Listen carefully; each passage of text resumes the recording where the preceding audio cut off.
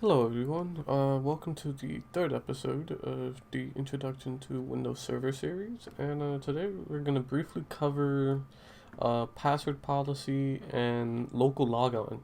So in our case, we have not set up a big network yet, we only have our root domain controller here. So we want to test accounts, right? We learned in the last episode how to create accounts, how to create users, right? But we haven't really tested those accounts. And by default, the domain controller or the root domain controller does not allow us to log in as any other user except for the administrator.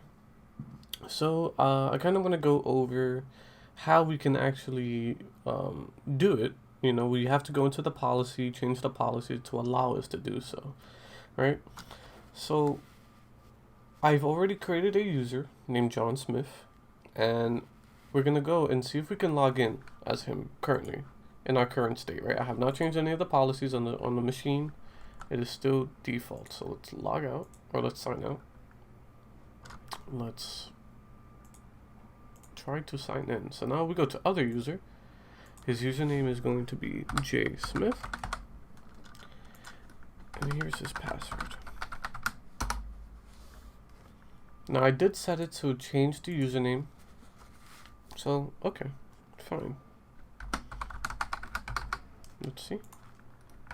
Will it allow us to sign in? The password has been changed, but here we go. The sign-in method you're trying to use isn't allowed. For more information, contact your network administrator. Okay. It will not allow us to log in, and we know why, because we never allowed local logon for the machine. So let's go back into our administrator account. And let's enable local logon. So what we're going to want to do is open the group policy management console. We can simply hit the Windows R button. The command is gpmc.msc, and I should probably put it up here on the screen. When you actually open it up, you'll be presented with this. Right? This is our forest. So let's open up our forest. Let's go to our domains. And let's go to mydomain.local, right? This is our machine. This is the domain controller that we have here. Now, we're going to have two types of domain policies, actually. And there's very big differences between these two. We have the default domain policy here at the top. And then we have the default domain controllers policy. Now, if we want to enable the default remote or local logon for our domain controller, we have to change the default domain controller policy, because this policy only affects the domain controllers. So we can right click and we can edit them. Now we have to make sure that we actually click on, or we edit the default domain controllers policy, because actually both look very similar. If you open up the domain policy here, we'll just do that now. It looks almost identical to the default domain controllers policy. So let's make sure we are in this one. Now we're going to want to go to Policies, Windows, Security.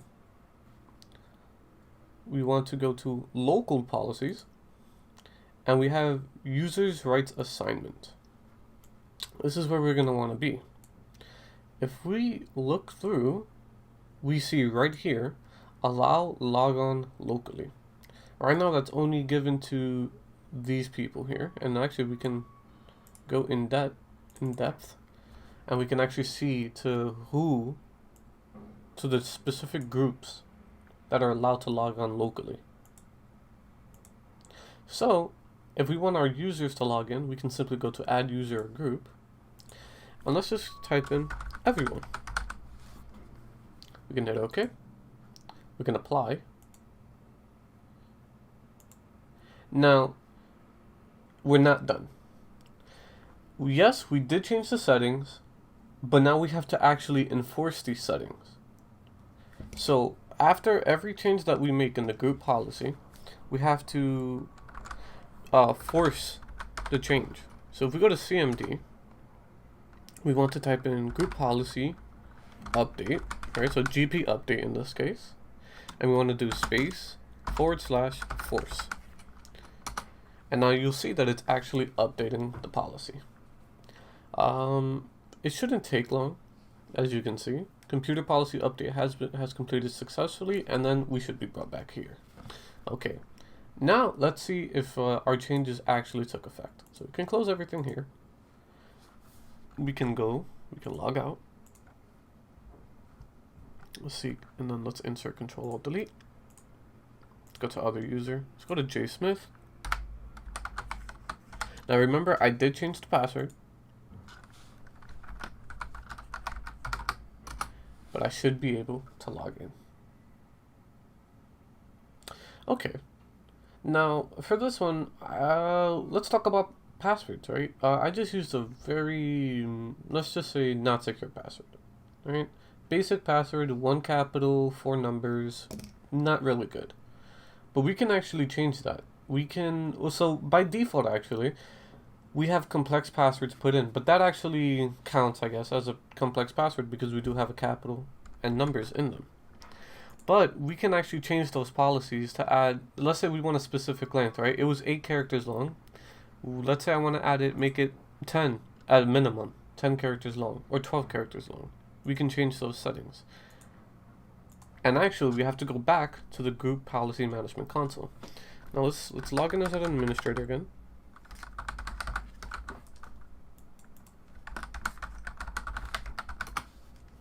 We're gonna go back here. Let's open up our group policy management console. Right, so gpmc.msc, as we see here. Okay. In this case, we want to open up the default domain policy. Now, the default domain policy affects the network as a whole. This affects the domain controllers and the workstations or any other server that we have connected to the network, right? Anything connected to the network is affected by this policy. Okay, so as before, we're going to edit this. But now we're going to go to the same location, or a very similar location, right? So policies, Windows, security. But now we want to go to account policies. And here we go. We have our password policy. As we can see, we have a password history of 24 passwords remembered, minimum password age of 42 days, minimum password age of 1 day, or maximum, my apologies, and then a minimum of 1 day, minimum password length of 7 characters. And this is what I was talking about. By default, we have complex passwords enabled. Okay, we could disable that if we wanted to, and we can also store passwords using reversible encryption. Okay, so let me explain what these mean. The enforced password history means that we cannot reuse the same password. It remembers the previous passwords that you have used, or the previous 24 passwords in this case that you have used, and it will not allow you to reuse those passwords. Unless, so let's say the first password that I used was secret123. I would have to change my password 24 times with 24 different passwords before I'm able to use secret123 again. The second one, the maximum password age, it just specifies how long I can use this password for before the system or the network is going to force me to change my password. So in this case, it's going to be 42 days. The minimum password age. This is how long I have to use this password before I'm able to change it again.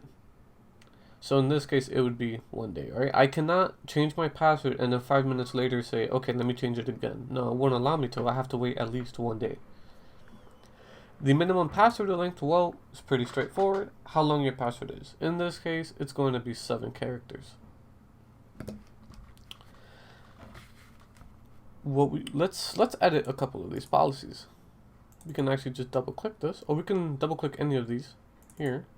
We can set this. So let's say I want to make this, I don't know, 10 characters long. Apply. The minimum password age, let's make it also 10 days. Or let's make it 10 days, I mean. And then the maximum password age. Now, there is also, now we can keep everything else here, but there's also the lockout policy, right? What can we do if somebody's trying to hijack your account and they keep putting in the wrong password, or they're trying to brute force something, right? We can go to the account lookout policy. Now this is where we can apply even an extra layer of security. So we can specify the account lockout threshold, the duration, and the reset account lockout counter. Right? So the account lockout duration just specifies how long are you locked out of your account if you keep putting in the wrong password, right? This is based off of the threshold, right? The threshold specifies how many times are you allowed to log in, or attempt to put in a password before you get locked out of your account. So let's say we can put the number for, let's say 3 here. Right, that's usually the default nowadays. We can apply. It's going to give us a warning. It's going to tell us that we haven't put any settings for the other ones, but we'll do that in a second. Okay, so now we have the policy set to 3 invalid logon attempts. So after 3 invalid logon attempts, it's going to lock our account. Now we can specify for how long it locks the account, and we can also specify when does it reset the account, the lock. But let's say I want this to be reviewed by an administrator. We can simply put 0 minutes. At 0 minutes, it'll tell you the account is locked out until an administrator unlocks it. And we're going to test that in a second, actually, with John Smith. With that being said, this third option here doesn't even matter, because the administrator has to unlock it anyway. So now, as we did before, right, so we have the 3 invalid logon attempts, our password policy, we increased the minimum password length, and we increased the minimum password age. So let's actually force this group policy update, and let's hop into our Active Directory and see if we can change the password again to a previous one, and let's actually see if it'll enforce the 10 character limit. So we can close these things. Let's open up our CMD again. Let's do GP update / or space / force. Let's update our policy.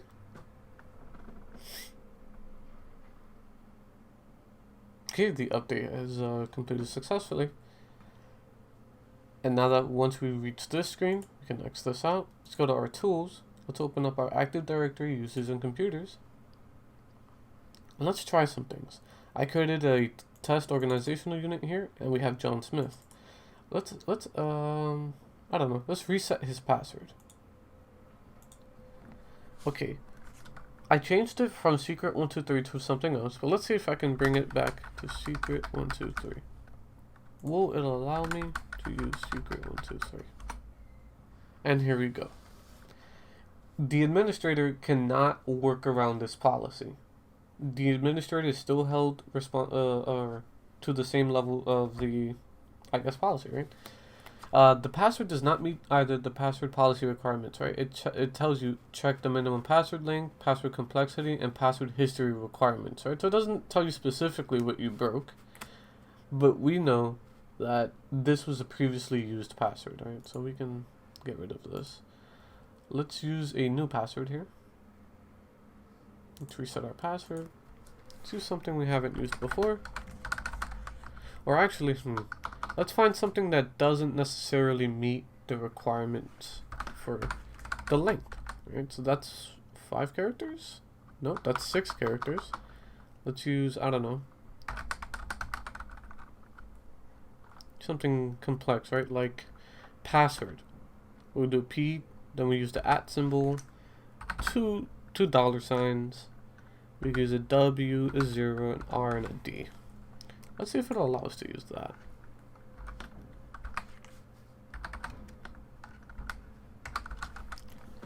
And we'll set it so that we change our password on the next logon, sure.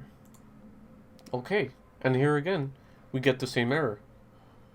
But this time, we've actually broken a different rule, right? We don't meet the password length, right? We set it to 10 characters long. Ours is 8, right? So the word password, even though we used different symbols and numbers, we still don't meet the length requirements. Okay, that's fine. What we can do now is try and see how the lockout policy works. Let's see if we can actually trigger it. So let's log out, or let's sign out here. Let's do Control-Alt-Delete. Well, actually, let's see if it reset our password, if it blanked our password, or if we have the same one as before. So let's do jsmith, and let's just see if we log in here. Let's see. Okay, the username or password is incorrect. Now remember, we did set it to 3 invalid logon attempts, so that's 1, that's 2, and that's 3. If we go again, here we go. The referenced account is currently locked out and may not be logged into. So now we're logged out of our account. If we use the previously known password, again, we're still locked out. So now, let's see what actually happens. Let's log in as an administrator. And let's go to our Active Directory. And let's check our properties of this user and see what's changed. So go to Properties. Let's go to his account. And here we go. This account is currently locked out on this Active Directory domain controller. Well, now that's interesting, right? We see that our lockout policy did take effect.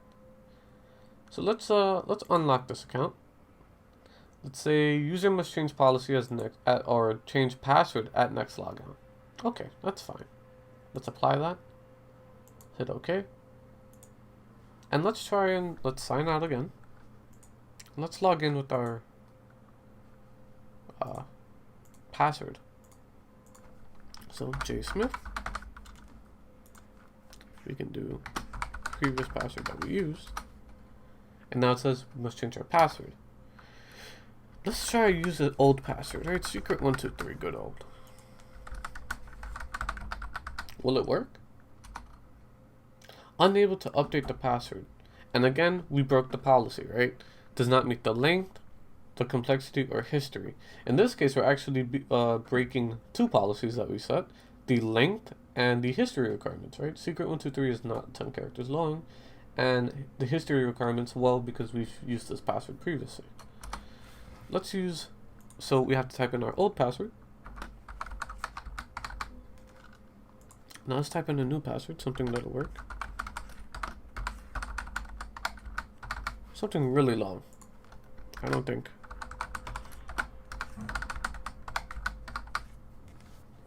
Let's see, will it allow us to use this? And our password has been changed. And we've logged in as John Smith. I hope you understood what I tried to cover in this this episode. It was very basic, security rules that you should probably look over if you're trying to create your server. And yeah, I will see you guys on the next episode of my introduction to Windows Server series. Thank you for watching.